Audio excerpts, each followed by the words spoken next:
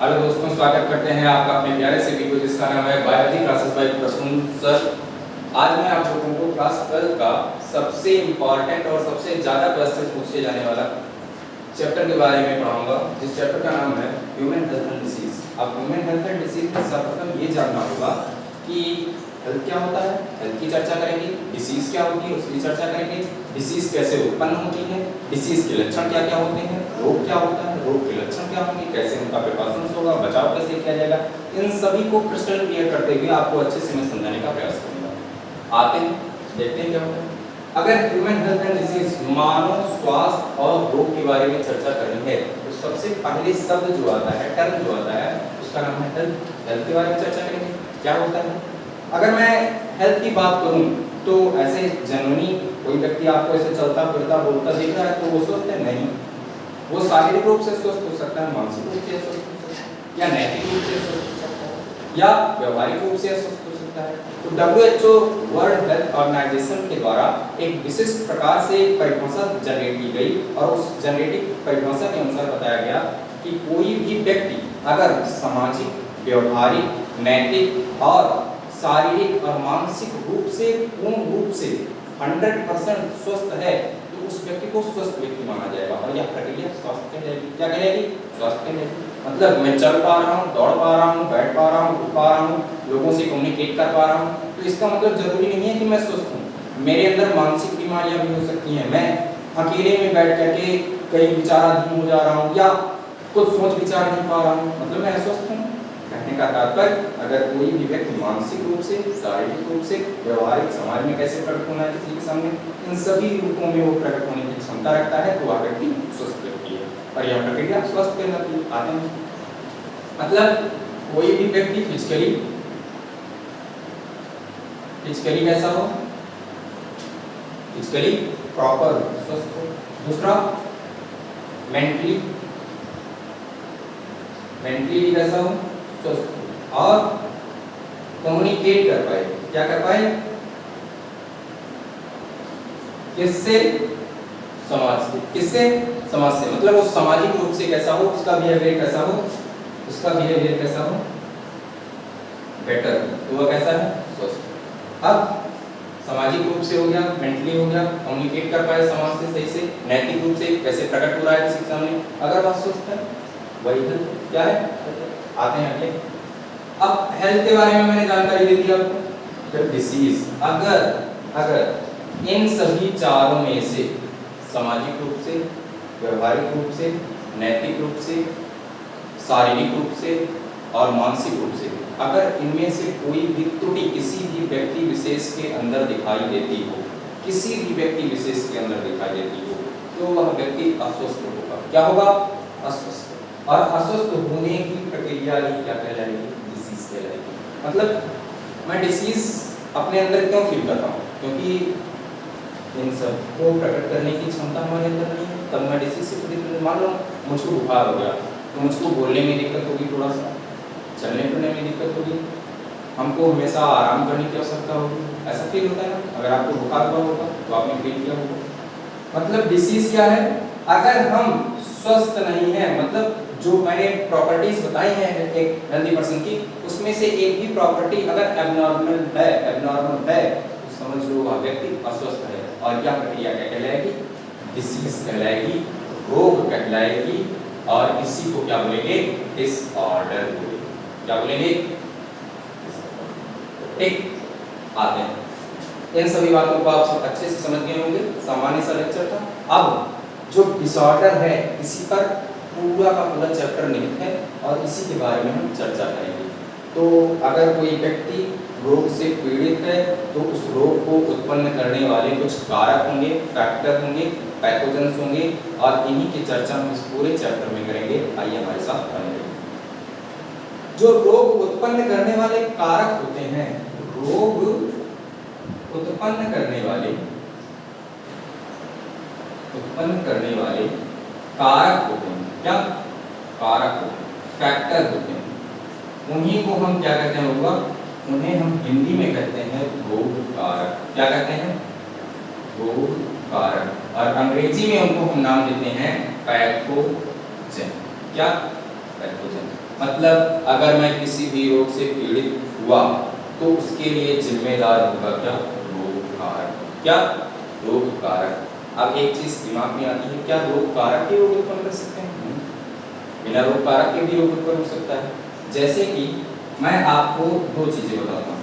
अगर मैं रोग की बात करूँ तो रोग होगा दो प्रकार का। कितने प्रकार का? दो प्रकार। Two types of disease, two types of disorder. कैसा? ऐसा रोग जो हमको जन्म से हो, मतलब जैसे मैं बॉर्न हुआ, मुझको बॉर्न के फीटस में ही मुझको रोग हो, तो उसको जन्मजात रोग बोलेंगे। क्या बोलेंगे? जन्मजात रोग। और अगर जन्म के बाद मुझको रोग हो रहा है, तो मैं बाहर के एनवायरनमेंट से मैं डिसीज को एक्वायर कर रहा हूँ, तो उसको क्या बोलेंगे? उपार्जित रोग, एक्वायर्ड डिसीज। क्या बोलेंगे? Acquired disease. मतलब एक होता है जन्मजात रोग, एक इनबॉर्न डिसीज, इनबॉर्न डिसीज। और दूसरा क्या होता है?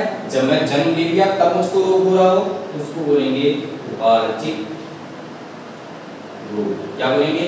उपार्जित रोग। अंग्रेजी में बोलेंगे क्या? Acquired disease. क्या बोलेंगे? Acquired disease.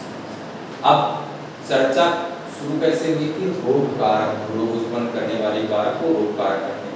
अब ये रोग कारक जन्मजात भी हो सकता है और उपार्जित, मतलब जन्म से भी हमारे अंदर प्रवेश हो सकता है और जन्म लेने के बाद भी हमारे अंदर प्रवेश कर सकता है। प्रायः, सब सुनिएगा, प्रायः जन्मजात रोग जो होते हैं जन्मजात रोग जो होते हैं वह जेनेटिक रोग होते हैं। कैसे होते हैं? जेनेटिक डिसऑर्डर होते हैं। जेनेटिक डिसऑर्डर होते हैं। हिंदी में इसे आनुवांशिक बीमारी कहते हैं। क्या कहते हैं? आनुवांशिक बीमारी कहते हैं, आनुवांशिक रोग कहते हैं। क्या कहते हैं? आनुवांशिक रोग। जो जन्म से पेरेंट के अंदर, मतलब फीटस में जब हम थे, भ्रूणीय अवस्था में जब हम थे, गर्भ में जब हम थे, तो उस समय हमको रोग था और जन्म के बाद वह रोग हमारे शरीर में ही रहा और जन्म के बाद वह प्रकट हुआ। मतलब हमारे अंदर पहले से जाइगोट बना, भ्रूण बना, उसके पहले से ही मुझको रोग हुआ जन्मजात रोग, इसको इनबॉर्न डिसीज बोलेंगे। और अगर मैंने एक्वायर्ड किया तो उसको क्या बोलेंगे? Acquired disease. इसको इनेट, इसको बोलते हैं इनेट डिसीज, इनेट डिसीज के नाम से भी जाना जाता। अगर आपको इतनी बात अच्छे से समझ में आई तो मैं आपको देखिए रोग क्या हुआ? अगर हम हेल्दी नहीं हैं, मतलब इन चारों प्रॉपर्टी में से कोई एक प्रॉपर्टी हमारे अंदर एबनॉर्मल है, तो मैं कैसा हूँ? रोग से ग्रसित हूँ। अब रोग को उत्पन्न करने वाले कारक का नाम होता है रोग कारक, जिसको अंग्रेजी में पैथोजन कहते हैं। अब ये पैथोजन या तो जन्म से हमारे अंदर उपस्थित होंगे, मतलब जन्म हुआ तब से, उससे पहले से उपस्थित थे, तब अगर रोग हुआ तो उसको जन्मजात रोग, इनबॉर्न डिसीज या इनेट डिसीज बोलेंगे। और अगर जन्म के बाद मैंने रोग को एक्वायर किया है, जन्म के बाद मुझे कोई रोग हुआ है, जन्म के बाद कोई पैथोजन हमारे शरीर पर अटैक किया है, तब ऐसे रोग को उपार्जित रोग बोलेंगे। और उपार्जित रोग पैथोजन के बाहरी रूप से अटैक करने से होगा। और जन्मजात रोग जो होगा वह प्रायः जेनेटिक रोग होगा, मतलब पीढ़ी दर पीढ़ी एक दूसरे में इनहेरिट, ट्रांसफर, वंशागत होता रहेगा। इतनी बात आपको क्रिस्टल क्लियर हो गई होगी। मैं थोड़ा सा और आगे बढ़ने का प्रयास करता हूँ और इन रोग कारकों के माध्यम से कौन कौन से रोग कारक हैं, कौन कौन से रोग कारक रोग उत्पन्न करते हैं, उसकी कैटेगराइज करूँगा और बताऊँगा कि अगर रोग कारक बैक्टीरिया हुआ तो बैक्टीरियल डिसीज पढ़ेंगे, अगर रोग कारक वायरस हुआ तो वायरल डिसीज पढ़ेंगे, अगर रोग कारक प्रोटोजोआ हुआ तो प्रोटोजोन डिसीज पढ़ेंगे, और अगर रोग कारक फंगस हुआ, कवक हुआ तो फंगल डिसीज पढ़ेंगे। यानी कि रोग कारक के मुख्यतः 4 टाइप्स होंगे और चारों टाइप्स की हम चर्चा करेंगे। चारों टाइप्स की चर्चा करेंगे। एक और है हेलमेंथिक डिसीज, वो थोड़ा सा हाथमा वगैरह है, पढ़ाऊंगा उसको भी। बैक्टीरियल डिसीज, अगर बैक्टीरिया से कोई रोग उत्पन्न हो रहा है तो उसको बैक्टीरियल डिसीज बोलेंगे। मतलब जो माइक्रोब्स होते हैं, सूक्ष्म जीव होते हैं, वो हमारे शरीर पर अटैक करते हैं और हमको डिसीज से इन्फेक्ट कर देते हैं। क्या कर देते हैं? ग्रसित कर देते हैं, संक्रमित कर देते हैं। और संक्रमित कर देते हैं क्या होता है? रोग उत्पन्न हो जाता है। एक चीज और, जो डिसीज होता है, रोग जो होता है, वह जन्मजात और उपार्जित तो है ही, साथ ही साथ 2 प्रकार का और होता है। कैसे? देखते हैं। रोग दो प्रकार के और होते हैं। कैसे कैसे? एक कम्युनिकेबल डिसीज और दूसरा नॉन कम्युनिकेबल डिसीज।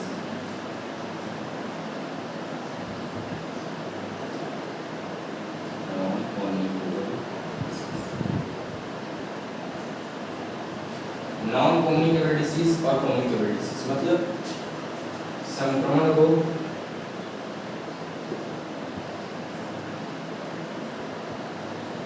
और असंक्रमण रोग। मेरी बात पे गौर करना बच्चों। कम्युनिकेबल का मतलब हुआ कि संक्रमण जो होगा वो कम्युनिकेट करने से होगा। मतलब अगर बैक्टीरियल रोग किसी को हुआ है, बैक्टीरिया है कोई किसी व्यक्ति के शरीर में प्रवेश कर गया और उसको रोग हो गया, तो बैक्टीरिया के थ्रू, मेरे बोलने चालने के थ्रू अगर किसी व्यक्ति को वह रोग हो जाए तो वो रोग कैसा है? Communicable disease. और अगर मुझे कोई रोग हुआ है और मेरे बोलने चलने फिरने दौड़ने किसी चीज को टच करने और उसी सेम पैटर्न को कोई दूसरा व्यक्ति अप्लाई कर रहा है, मेरी चीज़ों को इस्तेमाल कर रहा है, मेरे बोलने से उसको प्रॉब्लम, मेरे बोलने से उसके शरीर में कोई रोग कारक नहीं प्रवेश कर पा रहे हैं, तो ऐसे रोग को क्या बोलेंगे? Non communicable. अर्थात अगर मैं बात करूँ कैंसर की, किसी कैंसर की, तो क्या कैंसर मेरे अंदर हुआ है और कोई दूसरा व्यक्ति बैठा है, तो कैंसर क्या मेरे से उस व्यक्ति के अंदर हो सकता है? कभी नहीं हो सकता। क्यों? क्योंकि कैंसर के लिए जो रोग कारक होगा, जो जीन होगा, वो मेरे अंदर उपस्थित है, उस व्यक्ति के अंदर उपस्थित नहीं होगा, चाहे मैं बोलूँ, चाहे कांसू, चाहे जो भी करूँ, उसके अंदर प्रवेश नहीं कर पाएगा।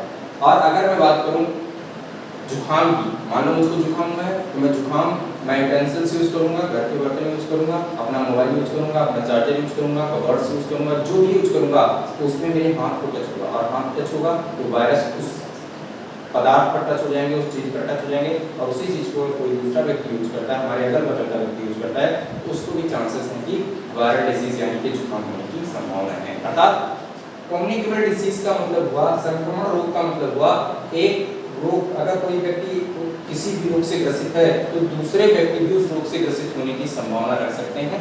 बट नॉन कम्युनिकेबल डिसीज का मतलब क्या हुआ कि मैं अगर किसी रोग से ग्रसित हूं तो उसके चारों तरफ जितने भी व्यक्ति होंगे उस रोग से ग्रसित होने की संभावनाएं बहुत कम होंगी। तब ऐसे क्या बोलेंगे?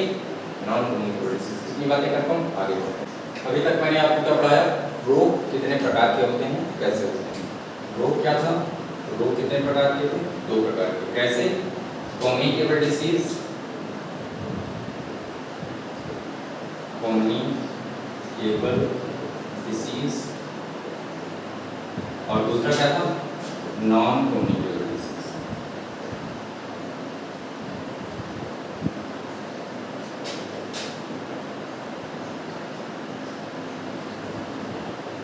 अब कम्युनिकेबल डिसीज में मैं तुमको कई वैरायटीज पढ़ाऊंगा, नॉन कम्युनिकेबल डिसीज में भी कई वैरायटीज पढ़ाऊंगा। नॉन कम्युनिकेबल एग्जांपल है कैंसर, कम्युनिकेबल डिसीज में मैंने बोला था इननेट एक्वायर्ड मतलब जन्मजात रोग और उपार्जित रोग। तो इसमें जन्मजात रोग भी पढ़ेंगे, उपार्जित रोग भी पढ़ेंगे। एक बात याद रखना, जो जन्मजात रोग था, जन्मजात रोग जिसको मैंने क्या बोला था? इननेट डिसीज,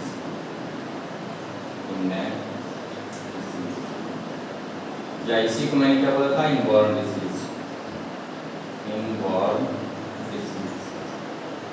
ये कैसा था होगा?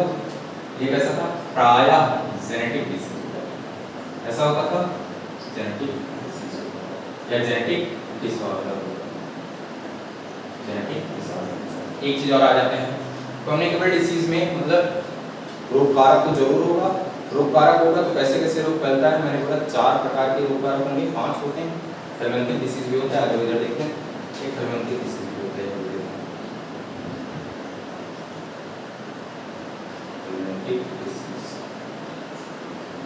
अब पेपर में आने वाली आपसे क्वेश्चन पूछे जाएंगे, सुनो।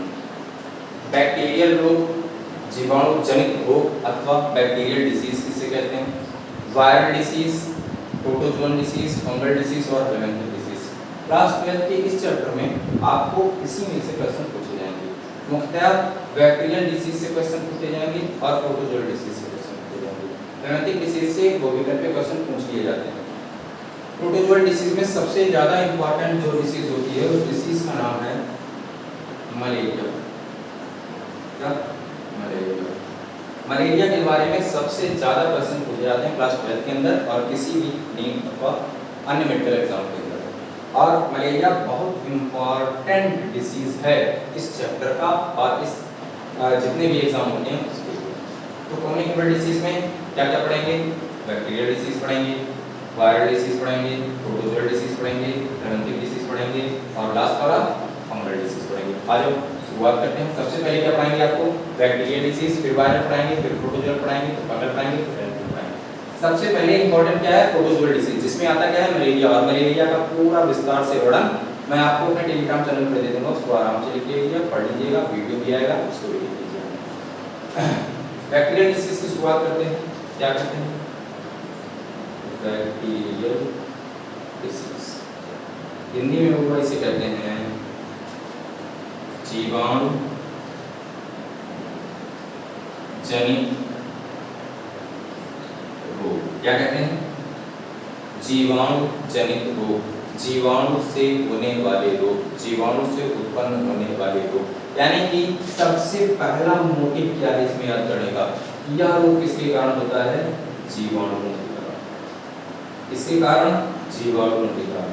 मतलब जीवाणुओं के कारण होगा तो रोग कारक क्या है? वो इसका जीवाणु। क्या है? जीवाणु। रोग कारक मीन्स पैथोजन। पैथोजन मीन्स रोग कारक, अर्थात pathogens are the affective factor which cause disease. Pathogen एक विशेष प्रकार के कारक हैं जो आक्रमण करते हैं, संक्रमण करते हैं किसको? व्यक्ति को, और वह व्यक्ति किससे पीड़ित हो जाता है? रोग से पीड़ित हो जाता है। मतलब बैक्टीरियल डिसीज रोग, जीवाणु जनित रोग किससे उत्पन्न होगा? जीवाणु से उत्पन्न होगा और उसके लिए जो रोग कारक होगा वह जीवाणु होगा, यानी पैथोजन क्या होगा? बैक्टीरिया होगा। अब सबसे पहले 5 या 6 जीवाणु जनित रोग आपको रोग फैक्टर के साथ जानना जरूरी है। शुरुआत करते हैं। आप 2-3 डिसीज के नाम तो बता ही सकते हैं, बता सकते हैं? चलिए मैं बताता हूँ। आप एक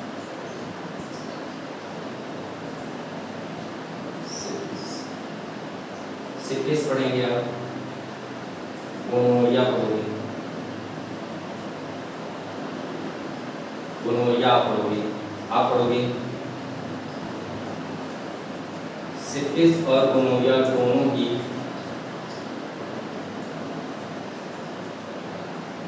ही बैक्टीरियल डिसीज हैं, बैक्टीरियल डिसीज हैं और ये गूनेट्स पर अटैक करते हैं। गूनेट्स जंतुओं पर। एक चीज़ मेरी बात करता हूँ, सिफिलिस जो होता है वो ट्रेपोनिमा पैराडियम के कारण होता है।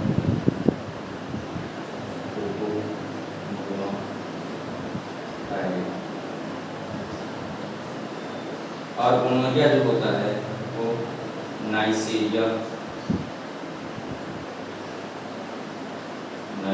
गोनोरिया के कारण।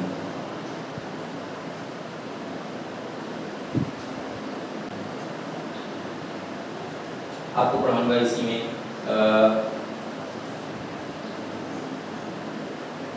सिफिलिस हो गया, गोनोरिया हो गया और टीबी हो गया, इसको बोलते हैं ट्यूबरकुलोसिस।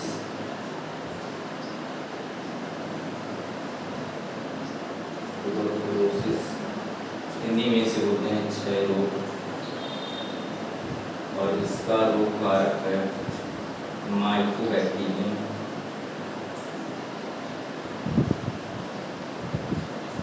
ट्यूबरकुलोसिस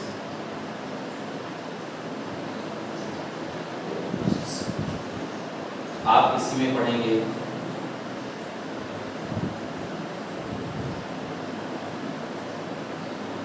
फिटनेस के बारे में, आप इसी में पढ़ेंगे फिटनेस के बारे में, आप इसी में पढ़ेंगे वूपिंग कफ के बारे में,